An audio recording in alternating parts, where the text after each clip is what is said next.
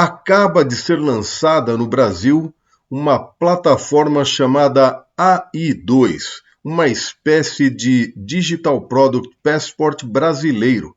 É um projeto desenvolvido pelo Centro de Pesquisas Avançadas Wernher von Braun, que tem um novo conceito, chamado de Semiconductor as a Service.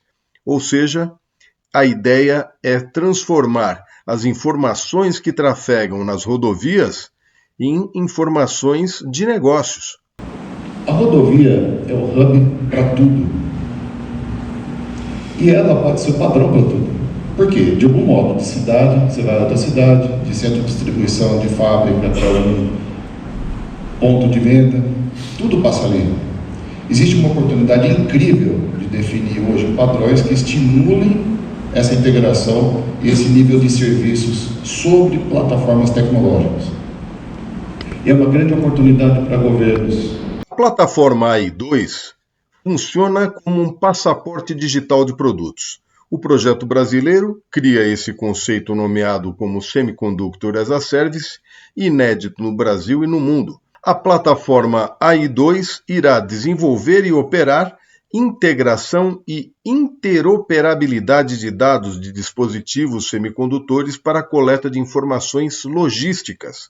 Com isto, será possível promover autenticação e rastreabilidade de objetos em todas as etapas das cadeias de distribuição. O objetivo é viabilizar o desenvolvimento de aplicações para múltiplos setores da economia, incentivando a criação de novas soluções e de empresas, em especial as startups. Os dados integrados e padronizados serão disponibilizados para o mercado através da plataforma AI2 no modelo Semiconductor as a Service. A nomenclatura foi criada pelo Centro de Pesquisas Avançadas von Braun e define um modelo inovador que possibilita a comercialização de chips como serviço e busca superar os desafios desta indústria. Estratégico para a economia nacional e para o desenvolvimento tecnológico do país, o setor de semicondutores fatura mais de 3 bilhões de reais por ano. E segundo dados da Associação Brasileira da Indústria de Semicondutores, a ABSEMI, o segmento gera mais de 2.500 empregos qualificados e investe mais de 100 milhões de dólares em pesquisa e desenvolvimento. Em solenidade realizada no dia 28 de novembro de 2023, no Centro de Pesquisas Avançadas von Braun, em Campinas, foi lançada a plataforma Ambiente de Integração e Interoperabilidade, ou Plataforma AI2. A iniciativa do Ministério da Ciência, Tecnologia e Inovação, MCTI, será executada pelo Centro de Pesquisas Avançadas von Braun e pelo Núcleo Softex de Campinas, sob a coordenação da Softex Nacional. Assinaram a criação da plataforma AI2 Hamilton José Mendes da Silva, diretor de incentivos às tecnologias digitais do MCTI, Dario Tober, CEO do Centro de Pesquisas Avançadas von Braun, Dionis Lima, vice-presidente executivo da Softex, e Edivar Pera Júnior, diretor executivo do Núcleo Softex Campinas. Dario Tober, CEO do Centro de Pesquisas Avançadas von Braun, concedeu uma entrevista exclusiva ao IoP Journal. Assista agora. Bom, Dario, eu estava assistindo aí a apresentação toda do lançamento da plataforma nova do AI2. Aliás, por que AI2 e não AI1? Porque tem dois Is. Ambiente de integração e interoperabilidade. Ah, tá. Então, podia ser I ao quadrado, né? Mas ficou AI2. Entendi. Que seria AI2 no final das contas também. Mas é uma plataforma interessante justamente porque ela oferece semicondutor as a service, né, como um serviço, e isso é uma forma de você integrar diversas bases de dados que hoje não tiram proveito total do conhecimento que elas adquirem dos usuários, né? Por exemplo, nas rodovias. Você pode dar uma visão disso, por favor? Um aspecto interessante que é dado disponível, né? Mas existem algumas aplicações que são simples, o Brasil é líder nessa área, como essa de automação para meios de pagamento, né? em que o Brasil foi pioneiro no mundo de colocar semicondutores novos, né, que é um dos objetivos aí do Brasil, do governo, fazer isso acontecer de fato. E o Brasil fez isso, serviu como base para que a gente pensasse de que uma mesma plataforma de semicondutor pudesse ter outras aplicações, outros serviços associados. Então, se você imaginar que não é só o telefone, o smartphone que vem com essa ideia de App Store, mas a peça, por exemplo, automotiva do veículo, ela passa aí desde a manufatura, passa pela rodovia, obviamente vai passar também pelo dealer que faz a venda da peça, aquela concessionária, e depois que passa pela rodovia, vários momentos de jornada do usuário, posto de gasolina, shopping center, estacionamento, e lá no final o retorno da peça, que é a recuperação com a logística reversa, ESG, tudo isso, passam a ser aplicações. Por que não utilizar a mesma plataforma tecnológica, semicondutor que foi feito no Brasil, que foi aprovada, é referência mundial, serviu de base para mais de 60% da norma internacional, foi o Brasil que escreveu nessa área de internet das coisas. Poderia ser aproveitado em outros cenários, mas não só esse tipo de chip. A gente começou a perceber que tem outros que poderiam ser desenhados nesse modelo, feitos aqui no processo brasileiro, que é desenhar aqui e mandar fabricar em vários lugares, e que não necessariamente precisava ser o menor, ou de menor área, com menor custo. E se ele for apresentado como serviço dentro dessa estrutura, esse custo é muito diluído, tem muitas aplicações. E de outra maneira, também pelos semicondutores que já estão aí. Quando a gente pensa na infraestrutura, quando você fala, por exemplo, fala ainda de rodovia, o que passa pela rodovia? Você já imaginou o volume de chip que fica andando pela rodovia? São dados que não são utilizados pela concessão, no caso da rodovia em geral, e nem pelo usuário, para os vários serviços que ele precisaria. Serviço de segurança, serviço de pagamento, em outros cenários, serviço de seguro para o objeto que é o carro ou para ele mesmo. E é uma infinidade. Então, na hora que a gente pensou naquele primeiro exemplo que o Brasil foi pioneiro, poderia obviamente se estender ao longo da cadeia, mas não só para aquele chip, para mais dois tipos de chip, que é aquele que você pode desenhar e aquele que já existe. Dessa maneira, que precisava de uma camada de abstração, que fosse, vamos chamar assim, de um API. Ele falou, esse chip desenhado aqui que alguém encomendou para essa aplicação, se ele ganhar essa camada aqui, ele fala com uma nuvem. E várias instituições podem desenvolver aplicações em cima dela. Quer dizer, é uma ideia mais ou menos óbvia. É transformar qualquer coisa num telefone e smartphone. Sim. É uma peça de carro, e vocês que são especialistas, né, em internet do packaging, apliquem tudo. Mas o padrão é muito importante. Sim. Através de um padrão a gente consegue utilizar uma rede que já está instalada, ao invés de ter que instalar muitas vezes, e comissioná-las para uma aplicação comum para uma empresa. Você quer dizer, por exemplo, que a gente poderia usar o sistema do sem parar que tem hoje e obter informações, por exemplo, de mercadorias e suas notas fiscais, como era aquela ideia inicial do Brasil ID, por exemplo? Exatamente. Aí envolve o ativo, a própria carga. Então a infraestrutura que se coloca hoje na rodovia, ela pode ser utilizada não só para pagamento, ela poderia estar monitorando os ativos, ela poderia estar monitorando as próprias cargas, multiplica o uso da infraestrutura que está instalada lá. E quando a gente olha para os equipamentos hoje que estão sendo instalados nos veículos, essa revolução do setor automotivo de ter conectividade, e não é só na plataforma veicular, é aquilo que você consegue dar nos componentes isoladamente. Tudo isso é uma informação que já está disponível. Você tem empresas como a GM, a Ford, que tem uma frota gigante no Brasil e efetivamente não participa desse cenário de serviços para o usuário quando se diz respeito à mobilidade. Mas ele assiste o usuário, é um serviço importante. Mas quantas outras aplicações são possíveis para fazer uma plataforma que já está disponível? Sim. E olhando para o lado da detentora da infraestrutura, que é uma concessionária, custa caro fazer uma estrutura que tenha câmera. A própria Artesp comentou hoje isso aqui. Olha, tem câmera para esse lado, câmera para o outro, de lado, de frente, para classificar o veículo. Mas se o chip, que já está presente no carro, fala quem ele é difícil do usuário contemporaneizar com aquilo e falar que é outra coisa. Sim. É o MAC address do carro, sim. Já está presente lá. Essa infraestrutura já está presente e não estava sendo utilizada. Qual que é a infraestrutura aí que você precisa do outro lado na concessionária? Mínima.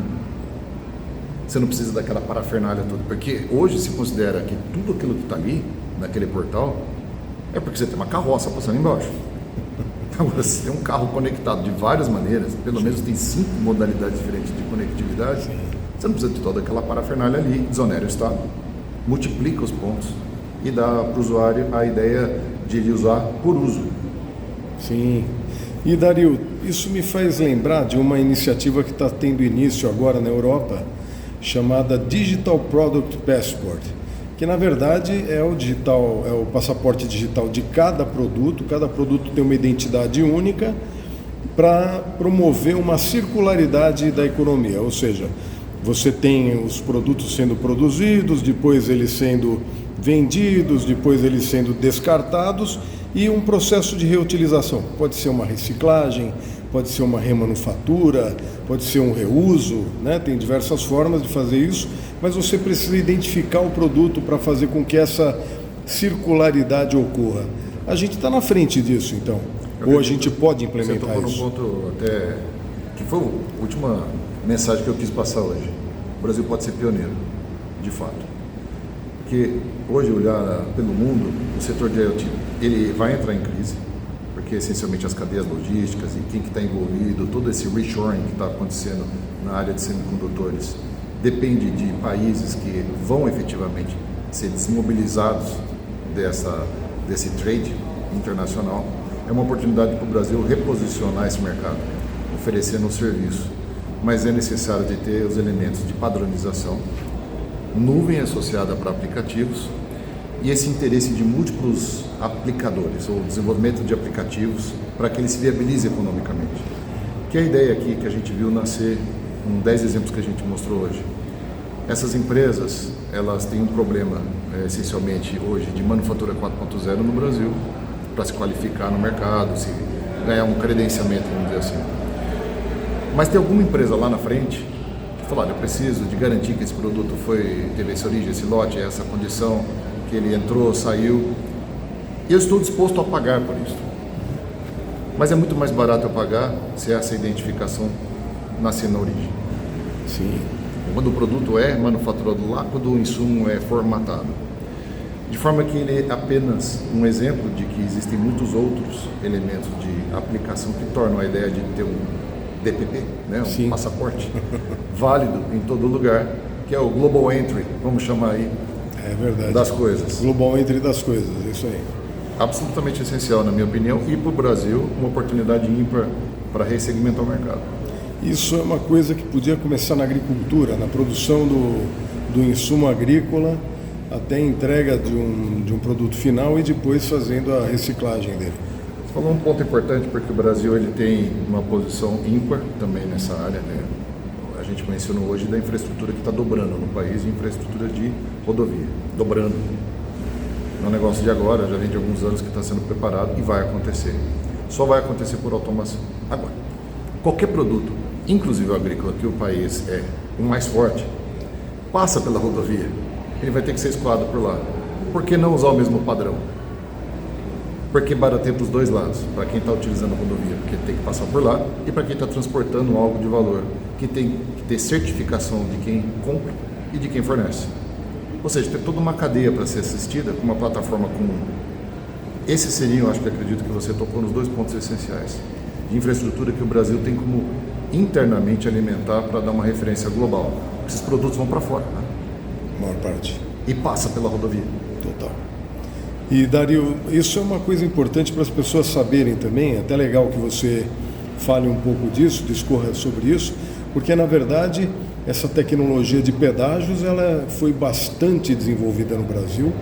O Instituto Von Braun teve um papel importante na definição dos padrões que servem de padrões globais para essa tecnologia, né, de RFID, de identificação por radiofrequência, e a gente tem que continuar liderando nisso, senão a gente perde a mão. Exatamente. Hoje eu acredito que a maior tarefa nossa é a gente fazer o mercado entender aqui, com essa oportunidade que tem na mão, de que trazer solução de fora é matar a oportunidade do Brasil ter o protagonismo e não ser um seguidor. Quando alguém pensa em infraestrutura, você falou muito bem, no agro, e a gente trouxe essa ideia de que tudo passa pela rodovia, a gente não está falando só de infraestrutura, a gente está falando de semicondutor. Porque lá na ponta, seja o corporativo ou o usuário final, ele não vai olhar que tipo de chip nós estamos usando. É uma escolha nossa. E o Brasil sabe desenhar, o Brasil sabe comissionar o modelo Fabless, que é ter um modelo tipo que a Apple faz, que a Qualcomm faz. Ela tem fábricas pelo mundo, o desenho é meu. Não tem aquele negócio atrás do telefone, desenhado na Califórnia, fabricado na China? Está valendo para o Brasil na área de IoT e a gente liderar se a gente conseguir internamente usar a demanda que já está aí. Isso vem da indústria de sapato, viu, Dario? Porque quando o Brasil começou a perder as fábricas de calçados, porque os chineses passaram a fazer com qualidade e baixo preço, começou a ter o Design by Brasil. Eu acho que isso é uma coisa importante de se resgatar nesse momento também na indústria de tecnologia, porque o protagonismo que a gente tem, ele ainda está subutilizado até por uma falta de visão governamental, na minha opinião, que ainda não compreendeu que precisa haver uma continuidade para que as empresas desenvolvam isso. Bom, você comentou muito bem. Eu acho que você tocou no ponto, eu acho que é essencial. Essa questão da continuidade, às vezes, obviamente, que o governo é pressionado para entregar um resultado de inserção, né? Você vê a China está se mobilizando, está mobilizando a Índia, provavelmente também México. O México, ele obviamente está do lado dos Estados Unidos. E os Estados Unidos, ele tem muitas opções hoje de fazer esse reshoring acontecer, muito mais que em qualquer outro país. A população do México é crescente, dos Estados Unidos é estável para mais, enquanto que da China está um declive enorme. O Brasil está tentando ali, talvez em 2 décadas a gente vai encontrar uma parede de falta de gente, falta de consumidor. Esse tópico que você trouxe do ponto de vista de governo tem um imediato de falar, vou fazer parte da cadeia de algum jeito. Mas o recurso sempre é limitado, parece muito, mas não é. E a escolha que a gente quer ajudar é, seja qual for a decisão que o governo tome, que ele possa contar com a ideia de que ele não deveria vender sem valor agregado. Essa ideia do DPP eu acho excelente. O setor que você menciona que o Brasil é forte no agro, força os outros países a adotarem o padrão.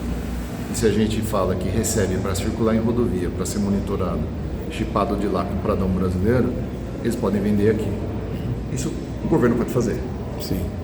Dario, vamos trocando em miúdos. Primeiro, o que precisa para que isso decole? E, por outro lado, quais são as vantagens e benefícios que as empresas que aderirem o mais rápido possível, porque essa é a verdade, no ramo de tecnologia tem que ter uma velocidade na adoção, o que elas vão ganhar e de que forma elas podem ganhar? Hoje, eu acredito que, como existe uma convergência hoje num padrão que a gente quer usar, que é aquele que o Brasil foi líder, que é o da rodovia, e não só para identificação por radiofrequência, mas para Bluetooth, Wi-Fi, e a gente já, com essas empresas que estão hoje aqui, fizemos variações em cima desse tema, de forma que não precisa ser todo mundo necessariamente igual na implementação de uma leitura por Bluetooth ou Wi-Fi. Tem várias maneiras de implementar nas camadas que a tecnologia permite, assim como existem vários protocolos de RFID. Sim. A oportunidade é para as empresas que fazem hoje qualquer embarque ou gestão de risco começarem a enxergar um universo de infraestrutura que já está disponível, que elas poderiam comissionar. No momento que elas falam, olha, ela não precisa investir, ela fala, olha, eu estou disponível para aceitar o dado que vem, porque ele é carimbado pelo AI2. Quando ela faz isso, nós temos muitos investidores disponíveis ou interessados em fazer um investimento para que o produto saia com o chip ou que seja o chip comissionado para essa demanda. E o Brasil tem muita demanda para gestão de risco em embarque.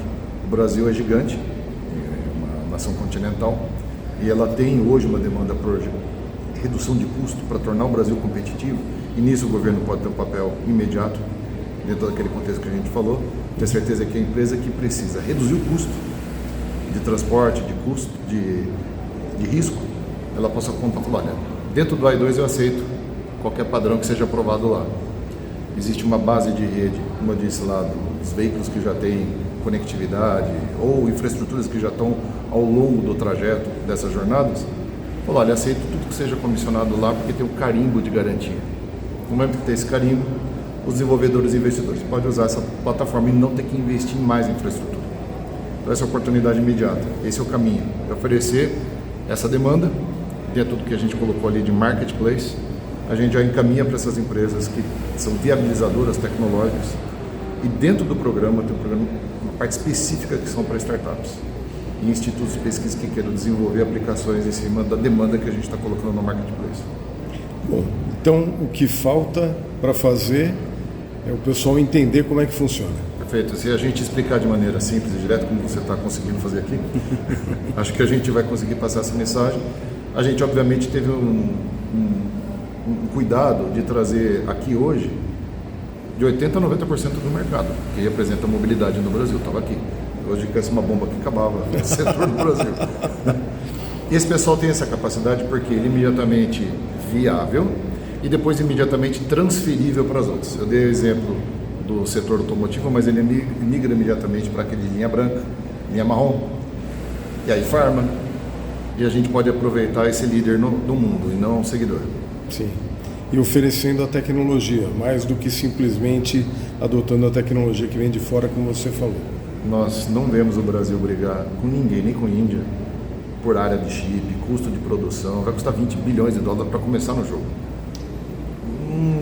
Não acho que o governo devia fazer isso, é minha opinião pessoal. Acho que o governo tem um papel, como está tendo, importante, de promover o start, mas imediatamente para viabilizar isso no médio prazo. Eu estou falando médio prazo do ano que vem, hoje médio prazo não é 5 anos. Né? Os investidores. A gente já tem os investidores posicionados para várias dessas instituições que têm o interesse. Se elas entram, eles estão colocando já. Como é que as empresas podem entrar em contato com o Fombrão? Existe um portal que, a partir de hoje, foi liberado para ser divulgado, a partir da semana que vem. E o Softex, que gerencia o projeto, ele vai receber todas essas demandas. O papel do Fombrão é colocar de maneira técnica os acessos, ter um modelo para você engajar. A gente recebeu uma agora aqui, por exemplo, de empresa que falou: eu gostaria de ser eu mesmo o emissor do chip que está no serviço, ao invés de contar, por exemplo, com a TESP ou contar com a NTT. Eu posso fazer isso? Pode, semana que vem. Opa, então eu vou fazer. Como é que eu faço isso? Então vou lá, vai ter uma área lá, você cria uma que a gente chama de instância. Em vez de ser um órgão público, é você que emite esse chip, essa identificação, seja ele por um tag físico ou virtual, ou seja, que vai popular um telefone celular ou até uma plataforma veicular. Outra coisa. Do outro lado, a gente está gerando na plataforma toda uma lista, um sinótipo de dados com rastreabilidade blockchain. Qual que é o papel do governo daí? Não é manter o sistema no ar. É falar: olha, eu vi que o blockchain não foi violado. Esse emitiu, esse consumiu, esse passou para mim. O LGPD permitiu que o seu usuário disponibilizasse o dado, fechou a conta. Eu só monitoro, eu não tenho que prover o sistema. Então essa é a principal vantagem imediata para o governo e para as empresas passarem a ter essa segurança de não depender do sistema que pode ter oscilação, que muda, que tem um problema de manutenção, que não deveria nem ser papel do governo. Cartão funciona assim, as empresas emitem. Verdade. Agora podemos fazer isso para qualquer coisa. Caramba.